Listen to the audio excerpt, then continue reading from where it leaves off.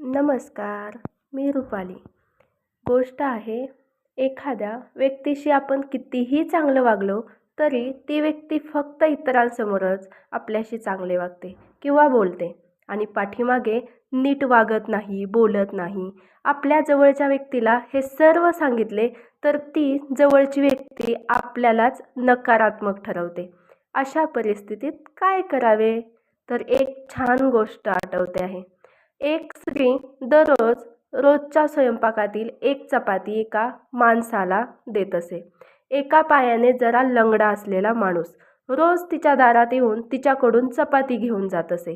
पण जाताना तो एक वाक्य नेहमी म्हणत असे, तुमचं वाईट कर्म तुमच्यापाशीच राहील आणि तुम्ही केलेलं चांगलं कर्म तुमच्याकडे परत येईल. तिला वाटायचं, चपाती मिळाल्याबद्दल आभार मानायचं सोडून हा भलतंच काहीतरी म्हणतोय. तिने वैतागून ठरवलं, याला धडा शिकवलाच पाहिजे.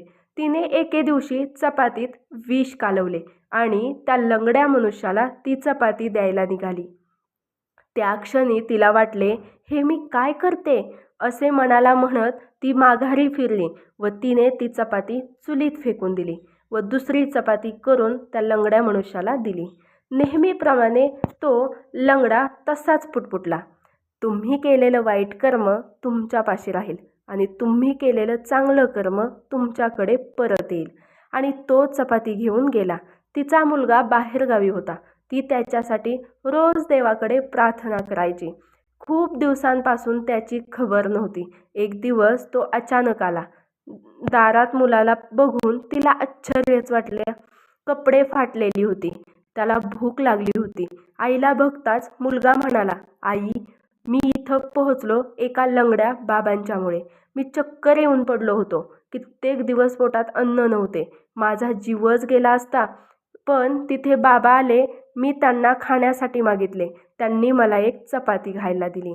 तो बाबा म्हणाला, रोज मी हेच खातो, आज तू खा, कारण याची गरज माझ्यापेक्षा तुला आहे. हे ऐकताच आईचा चेहरा रडवेला झाला. तिला सकाळची विष कालवलेली चपाती आठवली. आता तिला आठवलं, हे मी काय करत होते. तिच्या मुलाने जर ती चपाती खाल्ली असती आणि त्याचा जीव गेला असता तर. आता तिला लंगड्या बाबाच्या शब्दांचा अर्थ कळला.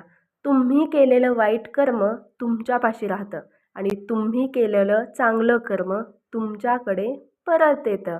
चांगल्या कर्माचा परतावा नेहमी चांगलाच मिळतो. कुणी चांगले म्हणावे म्हणून काम करू नका. आपण करीत असलेल्या कामाने अनेकांचे भले होणार असल्यास ते काम सोडूच नका. जर आपला हेतूच शुद्ध आणि प्रामाणिक असेल तर आपल्यावर टीका करणाऱ्यांच्या टीकेला काहीच महत्त्व नसते.